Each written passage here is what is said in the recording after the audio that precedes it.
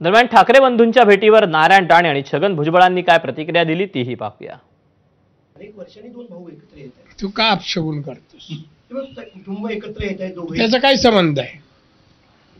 अरे अख्ख्या महाराष्ट्रात असे किती बंधू वगैरे एकत्र येत असतील, ते आले म्हणजे काय आहे?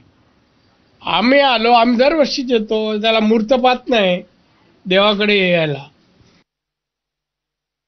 स्वतः उद्धव ठाकरे आज त्यांच्या घरी येत आहेत. चांगली गोष्ट आहे ना. ती स्वतः बाप्पाचीच कृपा म्हणायची की एक माझ्या घरी जात आहेत आणि विशेषतः उद्धव राजच्या घरी जात आहेत. चांगली गोष्ट आहे.